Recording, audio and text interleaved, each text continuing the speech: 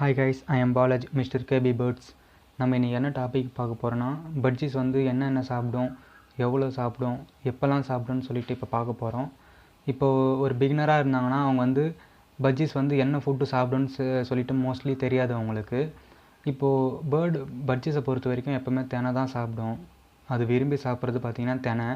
நம்ம தெனை மட்டும் போடக்கூடாது, அது கூட வந்து கம்பு, இந்த கெவுரு, அப்புறம் பார்த்திங்கன்னா சாமை, இந்த மாதிரிலாம் நம்ம சீட் மிக்ஸ் பண்ணி அதுக்கு வந்து போட்டால் கொஞ்சம் ஹெல்த்தியாக இருக்கும். இப்போது தெனை மட்டும் போடும் போது அது வந்து கொஞ்சம் வீக்னஸாகவே இருக்கும்.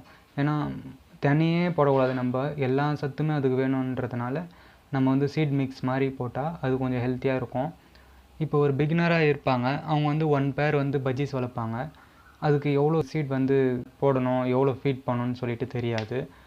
இப்போ பார்த்திங்கன்னா ஒரு பேர் பஜ்ஜீஸ்க்கு வந்து நீங்கள் வந்து ஒரு 7 கிராம் வந்து சீட் போட்டாலே போதும் ஒரு நாளைக்கு. இதுவே நீங்கள் வந்து ஒரு 7 பேர் வளர்த்திங்கன்னா அப்போது 7 × 7 கன்வெர்ட் பண்ணிக்கினா உங்களுக்கு வந்து ஒரு 49 ஒரு 50 கிராம்ஸ் போட்டால் உங்களுக்கு கரெக்டாக இருக்கும் 1 டேக்கு. இது பார்த்திங்கன்னா ஒரு அடல்ட் பேர்டுக்கு மட்டும்தான். அடல்ட் பேர்டு பொறுத்த வரைக்கும் தான் நான் சொல்கிறேன். இதுவே அடல்ட் பேர் இப்போ ஒரு பேர் அடல்ட் இருக்குன்னா அதுக்கு வந்து சிக்கு 2 இருக்கும். அந்த சிக்குக்கு வந்து நீங்கள் தனியாக ஃபுட்டு போடுற மாதிரி இருக்கும். 2 அடல்ட் பேர்ட்ஸ் இருக்குன்னா இப்போ அதோடய சிக்கு வந்து 2 இருக்கும். நீங்கள் வந்து அது வந்து 3 பேர்டாக நினச்சி போடணும். இப்போது 1 பேருக்கு வந்து 7 கிராம் போடுறீங்க, அது சிக்கு வந்து 2 சிக்கு இருக்குன்னா 3 பேர்டாக கன்வெர்ட் பண்ணிக்கணும். 2 பேர்டுக்கு வந்து 7 கிராம்ஸு, 3 பேர்டு கன்வெர்ட் பண்ணிங்கன்னா ஒரு 10.5 அந்த மாதிரி கிராம்ஸ் போடுற மாதிரி இருக்கும் ஒரு நாளைக்கு. நீங்கள் இந்த மாதிரி நீங்கள் எவ்வளோ பேர்ட்ஸ் வளர்க்குறீங்களோ அதுக்கேற்ற மாதிரி நீங்கள் கன்வெர்ட் பண்ணி போட்டுக்கணும். இப்போது ஒரு 7 பேர்ட்னால் ஒரு 50 கிராம் போடுறீங்க, அதோட சிக்குக்கு பார்த்தீங்கன்னா நீங்கள் கொஞ்சம் எக்ஸ்ட்ரா போடுற மாதிரி இருக்கும்.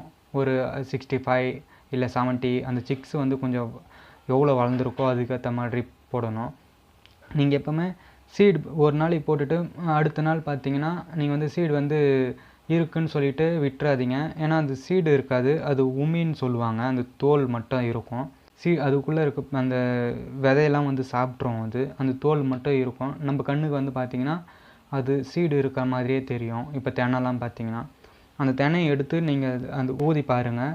ஊதி பார்த்திங்கன்னா அந்த உமியெல்லாம் பறந்து போயிடுச்சுன்னா உங்களுக்கு வந்து ஒன்றுமே இருக்காது, அதில் கொஞ்சம் தான் இருக்கும் தெனை. நீங்கள் அதிகமாக போட்டு இருந்தால், நீங்கள் கம்மியாக போட்டிங்கன்னா உமி மட்டும் தான் இருக்கும், அதில் வந்து சீடே இருக்காது.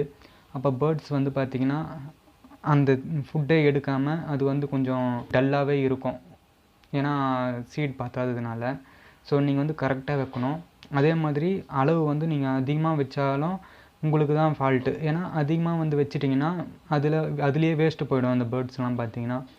மறுநாள் வந்து நீங்கள் அது என்னதான் க்ளீன் பண்ணாலும் பாத்ரூம் அந்த வேஸ்ட்லாம் போயிடுச்சுன்னா நீங்கள் அது எதுவுமே பண்ண முடியாது, கீழே தான் கொட்டிடுவீங்க. ஏன்னா அது உங்களுக்கு தான் வேஸ்ட்டு. இப்போது நீங்கள் வந்து அது கரெக்டாக அந்த அளவுக்கு போட்டிங்கன்னா உங்களுக்கு வந்து அந்த சீடு வந்து வேஸ்ட் ஆகாது. நீங்கள் வந்து இப்போது 2 நாள் போடுற சீடை வந்து நீங்கள் ஒரு 3 நாள் அந்த மாதிரி போடலாம், எக்ஸ்ட்ராவே இருக்கும் உங்களுக்கு சீட்ஸு. ஸோ நீங்கள் வந்து இந்த மாதிரி தான் நீங்கள் போடணும் சீட்ஸ்லாம் பேர்ட்ஸுக்கு. இது வந்து ஒரு பிகினருக்கான வீடியோ.